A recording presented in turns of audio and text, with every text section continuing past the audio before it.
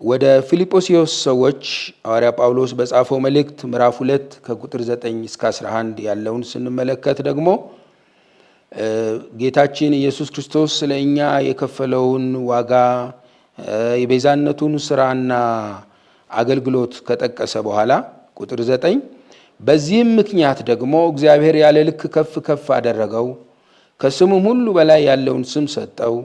ይህም በሰማይና በምድር ከምድርም በታች ያሉት ሁሉ በኢየሱስ ስም ይንበረከኩ ዘንድ ምላስም ሁሉ ለእግዚአብሔር አብ ክብር ኢየሱስ ክርስቶስ ጌታ እንደሆነ ይመሰክር ዘንድ ነው ይላል። በዚህም ምክንያት ብሎ ሐዋርያ ጳውሎስ ለፊልጵስዩስ ሰዎች በጻፈው በዚህ ክፍል ላይ የገለጸው በቤዛነቱ ስለኛ መዳንና ቤዛነት ኢየሱስ ክርስቶስ ክብሩን፣ አለቅነቱን፣ ስልጣኑን፣ ዙፋኑን ሁሉ ትቶ የተዋረደበትን ሁኔታ የከፈለውን መስዋዕትነት ገልጦ በዚህ ምክንያት ደግሞ ከስም ሁሉ በላይ ያለው ስም ለሱ እንደተሰጠው የመጨረሻው በሰማይም በምድርም ከምድርም በታች ካሉ ስሞች ሁሉ በላይ የሆነ ስም እንደያዘ ምላስም ሁሉ ለእግዚአብሔር አብ ክብር እሱ ጌታ እንደሆነ እንደሚመሰክር ጉልበትም ሁሉ ለሱ እንደሚበረከክ ወደ መለኮቱ ክብር እና ታላቅነት እንደገባ ያስረዳል። ይሄ ጌታችን ኢየሱስ ክርስቶስ ከስጋ ወራት በኋላ ያለውን ገጽታ አስረግጦ የሚገልጽ የእግዚአብሔር ቃል ክፍል ነው። በትንቢተ ኢሳይያስ 45:23 ላይ አስቀድሞ እግዚአብሔር ሲናገር ቃሌ ከአፌ በጽድቅ ወጥታለች አትመለስም፣ ጉልበት ሁሉ ለእኔ ይንበረከካል፣ ምላስም ሁሉ በእኔ ይምላል ብዬ በራሴ ምያለሁ ብሎ ከተናገረው የእግዚአብሔር ቃል ክፍል ጋር አመሳክረን ስናየው ጌታችን ኢየሱስ ክርስቶስ ወደ መለኮቱ ክብር እንደገባ ጉልበት ሁሉ ለሱ እንደሚንበረከክ ምላስም ሁሉ ለሱ ክብርን ምስጋና እንደሚያቀርብ ያስረዳል። ወደ ኤፌሶን ሰዎች ሐዋርያ ጳውሎስ በጻፈው መልእክት በምዕራፍ 4 ከቁጥር 9 እስከ 10 ያለውን ደግሞ ስናይ ወደ ምድር ታችኛ ክፍል ደግሞ ወረደ ማለት ካልሆነ ይህ ወጣ ማለትስ ምን ማለት ነው? ይህ የወረደው ሁሉን ይሞላ ዘንድ ከሰማያት ሁሉ በላይ የወጣው ያው ነው በማለት ያስረዳል።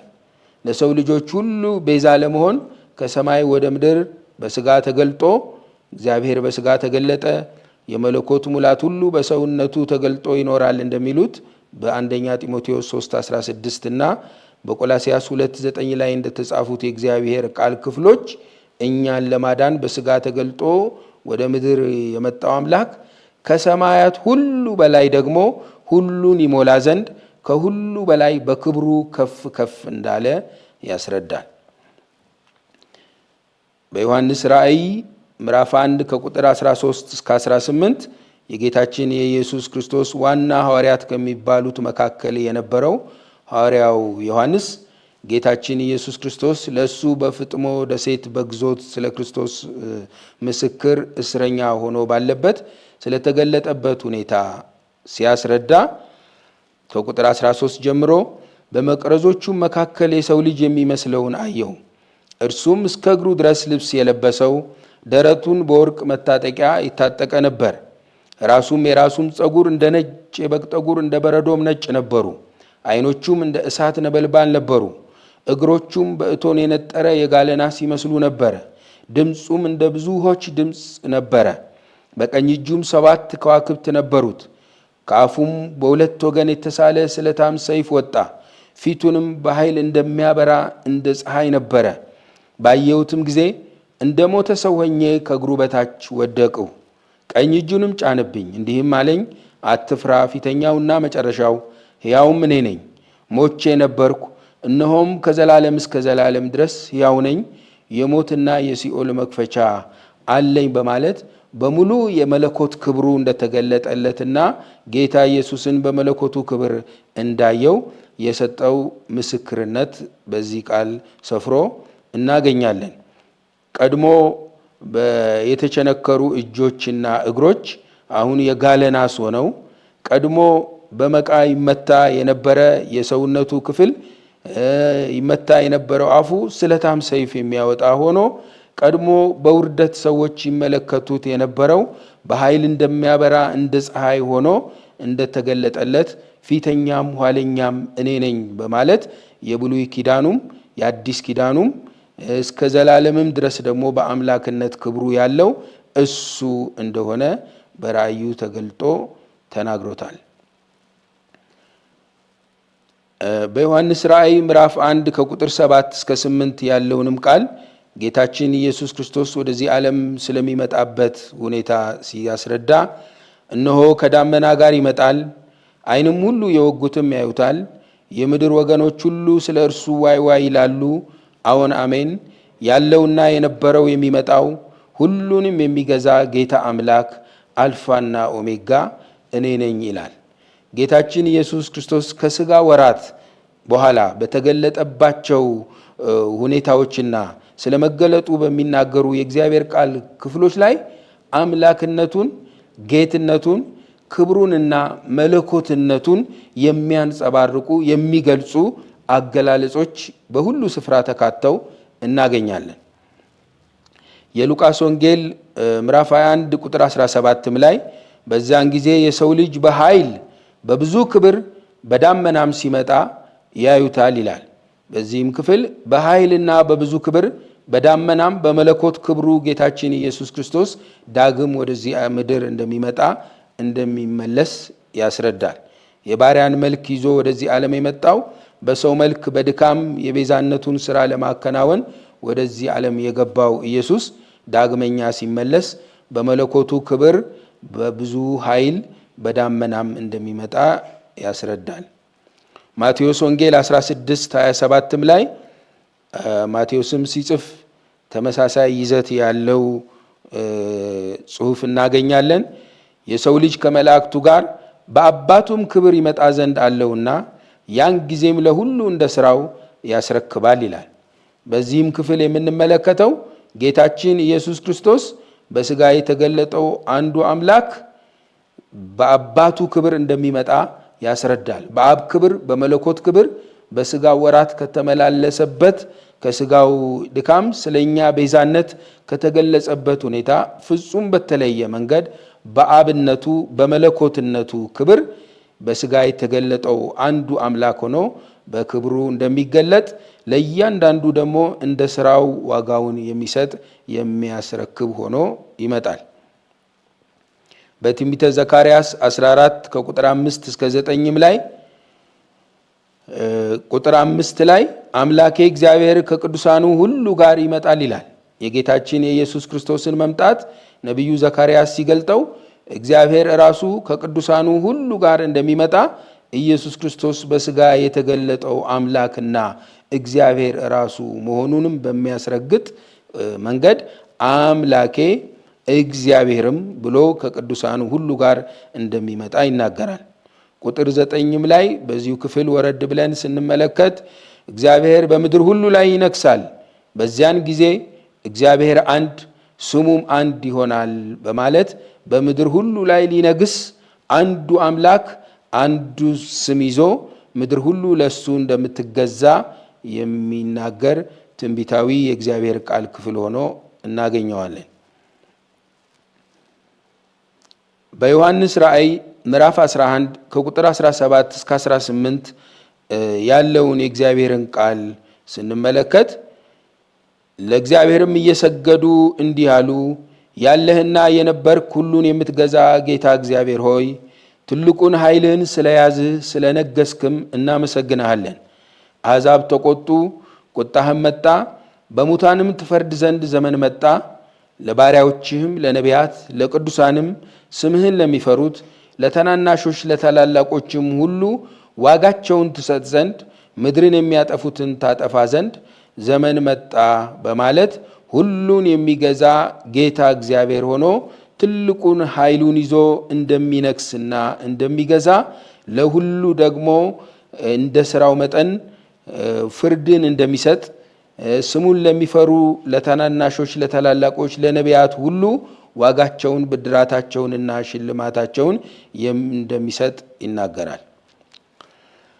በሐዋርያት ሥራ 10:42 ላይ ለሕዝብም እንድንሰብክ በሕያዋንና በሙታን ሊፈርድ በእግዚአብሔር የተወሰነ እርሱ እንደሆነ እንመሰክር ዘንድ አዘዘን ብሎ ሐዋርያ ጴጥሮስ የተናገረውንም ክፍል ደግሞ ስንመለከት በሙታንና በሕያዋን ሊፈርድ የተወሰነው ኢየሱስ ክርስቶስ ራሱ እንደሆነ፣ በሥጋ የተገለጠው አንዱ አምላክ የመለኮት ሙላት ሁሉ የተገለጠበት ኢየሱስ ክርስቶስ በሁሉ ላይ በሙታንም በሕያዋንም ሊፈርድ እንደሚገለጥ ያስረዳል።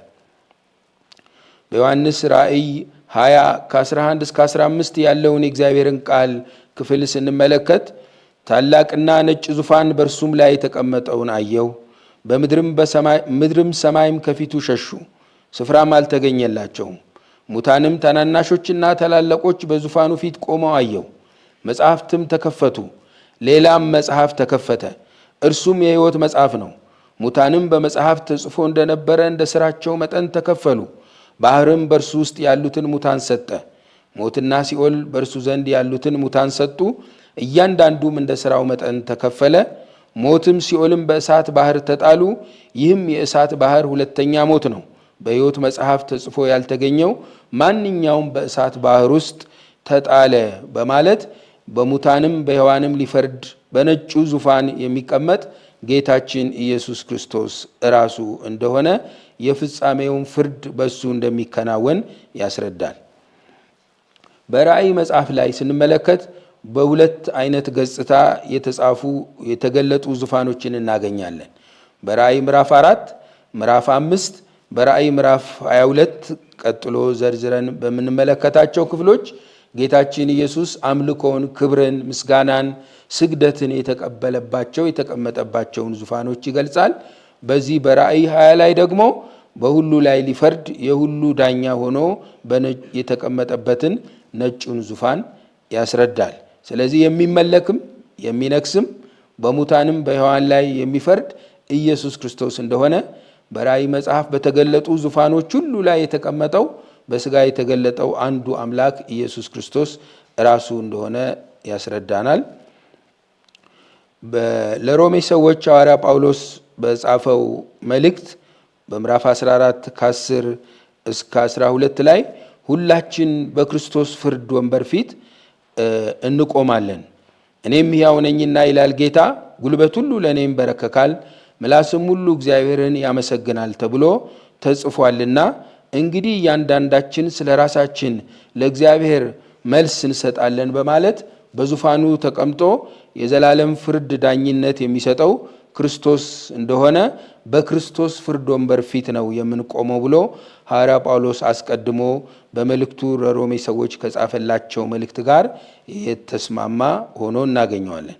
በሁለተኛ ቆሮንቶስ ምዕራፍ 5 ቁጥር 10 ላይ መልካምም ቢሆን ወይም ክፉ እንዳደረገ እያንዳንዱ በሥጋው የተሰራውን በብድራት ይቀበል ዘንድ ሁላችን ከክርስቶስ ፍርድ ወንበር ፊት ልንገለጥ ይገባናል ብሎ እግዚአብሔር በተገለጠበት ሥጋው በክርስቶስ ኢየሱስ ሆኖ ፍርድን እንደሚፈርድ በፍርዱም ወንበር ላይ የሚቀመጥ እርሱ እንደሆነ ያስረዳል። በአንደኛ ጴጥሮስ መልእክት ምዕራፍ 4 ቁጥር 5 ላይ ግን እርሱ በሕያዋንና በሙታን ላይ ሊፈርድ ለተዘጋጀው እነርሱ በሕያዋንና በሙታን ላይ ሊፈርድ ለተዘጋጀው መልስ ይሰጣሉ በማለት በሕያዋንና በሙታን ላይ ሊፈርድ የተዘጋጀው እግዚአብሔርም ያዘጋጀው የክርስቶስ ኢየሱስ ሥጋ ሰውነት እንደሆነ በዛ ሰውነት ተገልጦ እግዚአብሔር ፍርዱን እንደሚሰጥ ይናገራል። በአንደኛ ጴጥሮስ መልእክት ምዕራፍ 1 ቁጥር 17 ላይ ለሰውም ፊት ሳያዳላ በእያንዳንዱ ላይ እንደ ሥራው የሚፈርደውን አባት ብላችሁ ብትጠሩ በእንግድነታችሁ ዘመን በፍርሃት ኑሩ ይላል።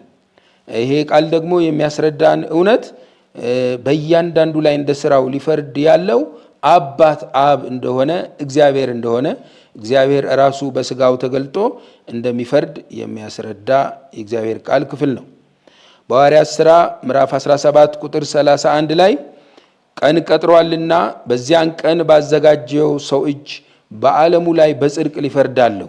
ስለዚህም እርሱን ከሙታን በማስነሳቱ ሁሉን አረጋግጧል በማለት እግዚአብሔር በስጋ ተገልጦ በክርስቶስ በስጋው ተገልጦ እንደሚፈርድ ባዘጋጀው ሰው እጅ በቀጠረው ቀን ላይ እንደሚፈርድ ይናገራል።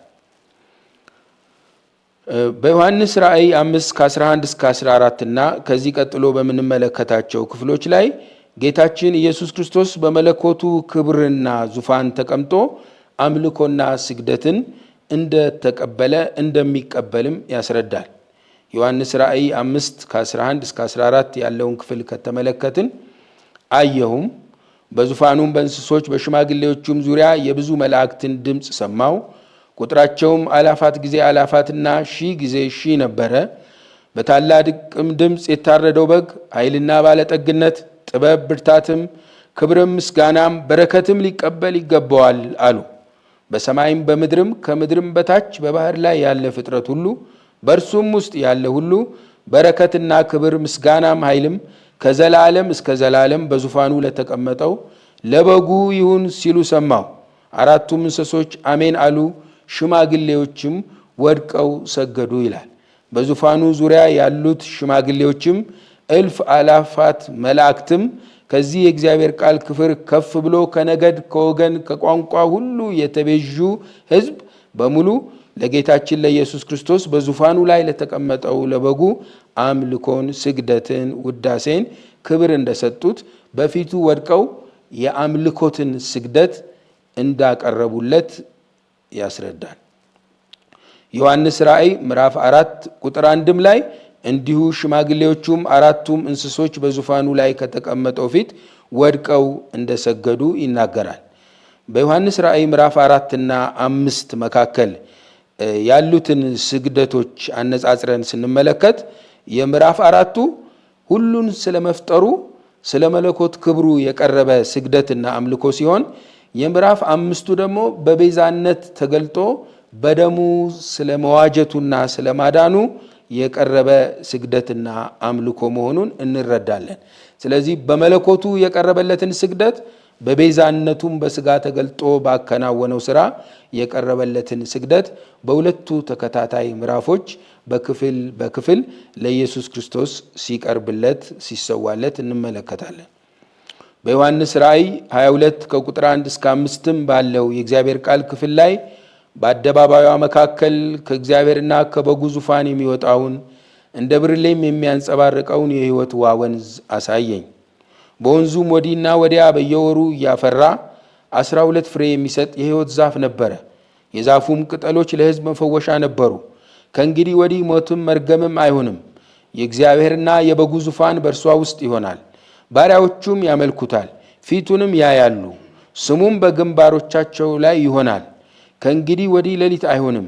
ጌታ አምላክም በእነርሱ ላይ ያበራላቸዋልና የመብራትም ብርሃንና የፀሐይ ብርሃን አያስፈልጋቸውም፣ ለዘላለም እስከ ዘላለም ይነግሳሉ በማለት ኢየሱስ ክርስቶስ በዙፋኑ ተቀምጦ ለእርሱ ባሪያዎቹም ሁሉ በዙሪያው የሚያቀርቡለትን አምልኮ፣ ስግደትና ክብር ያስረዳል።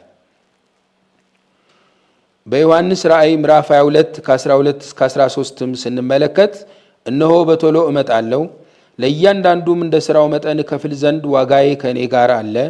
አልፋና ኦሜጋ፣ ፊተኛውና ኋለኛው፣ መጀመሪያውና መጨረሻው እኔ ነኝ በማለት በቶሎ ዳግም ወደዚህ ምድር ሊመጣ ያለው ኢየሱስ ክርስቶስ ለእያንዳንዱ እንደ ሥራው መጠን ዋጋን የሚከፍል እርሱ እንደሆነ፣ አልፋ ኦሜጋ፣ ፊተኛው ኋለኛው፣ መጀመሪያው መጨረሻው እርሱ እንደሆነ በመለኮት ማንነትና ክብሩ እንደሚገለጥና እንደሚመጣ ያስረዳናል። ወደ ኤፌሶን ሰዎች ሐዋርያ ጳውሎስ በጻፈው መልእክት ምዕራፍ 4 ከቁጥር 8 እስከ 10 ላይ ያለው ስለዚህ ወደ ላይ በወጣ ጊዜ ምርኮን ማረከ፣ ለሰዎችም ስጦታን ሰጠ ይላል። ወደ ምድርም ታችኛው ክፍል ደግሞ ወረደ ማለት ካልሆነ ይህ ወጣ ማለትስ ምን ማለት ነው? ይህ የወረደው ሁሉን ይሞላ ዘንድ ከሰማያት ሁሉ በላይ ደግሞ የወጣው እርሱ ነው በማለት ጌታችን ኢየሱስ ከሁሉ በላይ ከሰማያት ሁሉ በላይ የወጣ ሁሉንም የሚሞላ አምላክ እንደሆነ ይናገራል።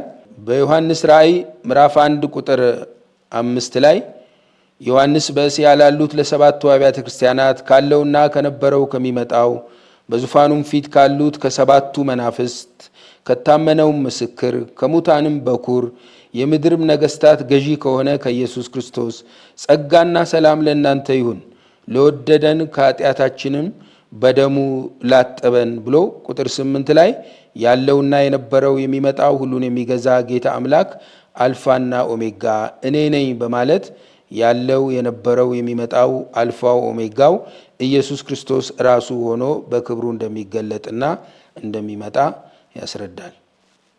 ክብር ለኢየሱስ ይሁን።